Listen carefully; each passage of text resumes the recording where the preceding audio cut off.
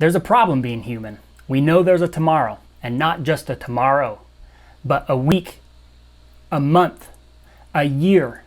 We know there's even going to be years ahead of us, even decades, and we have to do something about it. It's the discovery of the future that has made us have to invest in today. You can bargain with the future abstract social system all the time. You do that every time you make a promise. You do it every time you sacrifice one thing for another. So you forego a impulsive temptation, and that gives you a moral claim that you can redeem in the future. That happens all the time. That's what money is, for God's sake. And we discovered the future. We've got to bargain with the future. We've got to make it something that we're going to be proud of. And could something as simple as a budget lay claim to a future, to a financial future that we're proud of? If you do not have a clear written plan, you're just hoping is all you're doing. When you will lay it out and stick to it, will give you the sense that you have gotten a raise. It feels like you got a raise because your money is so stinking out of control when it's not in control. So that was Dave Ramsey. We need to get from hoping to strategically building, creating, and planning. Even Robert Kiyosaki says, building and maintaining a budget is an essential element of personal finance success. It is the roadmap for your finances. My poor dad said, live below your means. My rich dad said, expand your means. Most people use their budget as a plan to become poor or middle class, rather than become rich. My budget is a plan to become rich. A roadmap for your finances, a plan to become rich, a budget. Even though it's tedious and at times you just want to throw it away, it's something that is worth it. Budgeting didn't always work for me. So we're going to head over to my Budget Made Easy tool to really walk through a few things that have helped me on my budgeting journey. Now, there's two things that seem to always take me for a spin or make it more difficult to actually stick to a budget. And they are the variability of expenses on a month-to-month basis and how to manage money that's left over in each category on a month-to-month basis. So when it comes to variability, you know as well as I do, utilities in the month of July are very different than utilities in the month of March. Or gifts are very different in the month of December than they are in the month of April. And so each month as I was laying out my budget, it was very hard to think, okay, how do I plan for this month? What differences is each category going to have this month than they did last month? And that was very difficult. And so what I came to ask myself is, how do I make the variability decrease? Can I zoom out one layer higher and say, on average in a year, what's my experience going to be? Or how can I plan for the gifts that I'm going to purchase in December, start planning for that in February? How can I stabilize all of my budget categories so I'm putting in the same amount each month? And when I started doing that, it really made it much more easy to consistently stick on budget and continue to use my budget. And it also brings me to my second principle, using the rollover method. Now, there's some that will say what's left over in each category at the end of the month, you erase it and start over the following month. So in essence, say you had put money aside for eating out, but you didn't go eat out that month. It's back to zero at the start of the month. I don't believe in that philosophy. I believe in the rollover principle. If you have money left over in your eating out category at the end of the month, it rolls over and adds to the new lump sum you put in for the following month. So each category or each envelope in essence is a savings account that can build and build and build, thereby allowing the fluctuations on a monthly basis to not impact your overall budget. All right, and this tool you can download below. It's free. Grab it, use it, put in the comments what you think of it, and if it also helped you in any way, particularly in those two areas, variability and better understanding how to use the rollover method. So let's flip over to this Budget Made Easy tool. So you're gonna see on here, there's 3 tabs down here. Car, which we'll get to in just a minute, expenses, and then list of budget categories. So I first want to work through expenses to show you how this template works and how you can use it to better plan for your monthly, annual budget. So what it starts with is in column C, and this is where we'll focus. We need to start filling these out. So there's a few key categories that we're going to walk through.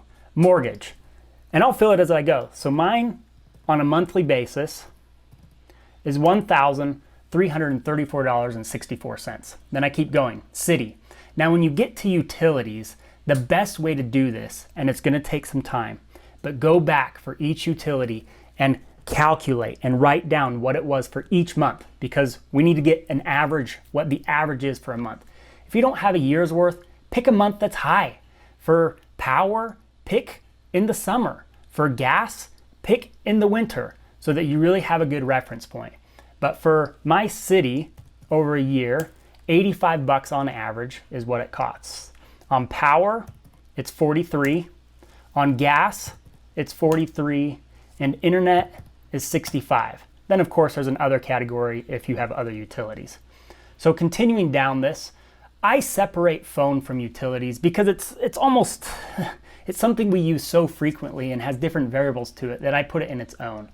But our service bill on a monthly base is $80.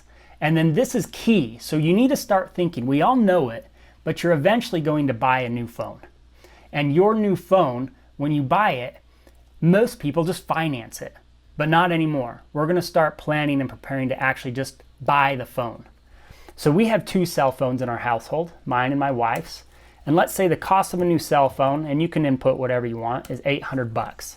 So again, this is calculated running under the assumption that you're going to get a new cell phone, say once every 3 years is currently the formula that's in there. If you're more frequent than that, again, you can just change the formula that's in there. But currently it's at, you'll see here, every 36 months. So every 24 months, go ahead and change it.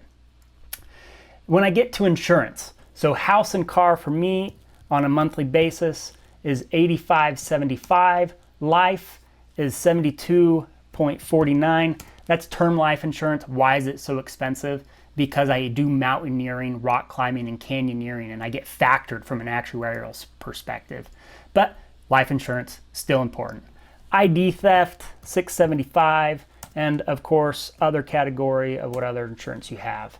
Medical, we don't believe in standard medical insurance through traditional networks, Blue Cross, United, Cigna, Aetna, Humana. They're so expensive, and they take you to school when you utilize them. So me and my wife, we're on a Christian ministry plan, so it's a cost-sharing plan, and a direct primary care plan. And I'll talk more about those in future videos. But for now, on a monthly basis, $272.50, and the direct primary care is $75. And then just how much are you going to be spending over the course of the year to basically fund and access and utilize healthcare. Home improvement, something we don't think of, but if you own your home, what they say on average is that you should put aside about 1% of your home's value on an annualized basis for home improvement. So my house is valued at $310,000. 1% for me is actually kind of steep where we are in our budget. It is too aggressive at this point in time. So if I do a 0.25%, that is more reasonable for me and my family at this point in time. And then appliances, we know they're going to break eventually. Let's start saving for them now. $25. And then gifts. This is a per year basis. So we need to start thinking about Christmas, how much you're going to spend on Christmas. Let's say $500, for example. Birthdays, $150. And then others on an annualized basis, $350. Okay, so this is loading your expenses. And you'll see it has started to populate not only these orange fields, but these yellow fields. So the orange fields represent what it comes out to on a monthly basis for each of those categories. And this helps, and I think a good example here is home improvement. So on a monthly basis, you would put, you are saying you have a $64.58 expense. However, there might be a month you don't do any home improvements, but then there might be a month you do $300 worth. And so this allows you to start setting aside money each month to prepare for that month when you have a $300 home improvement. And then up here, and this is key, is the number of paychecks that you get. If you get paid once a month, you'll have 12. If you get paid twice a month, of course, then it's 24. Or if you get paid bi-weekly, then it's 26. And you can put in whatever is accurate for you. So let's go with 24.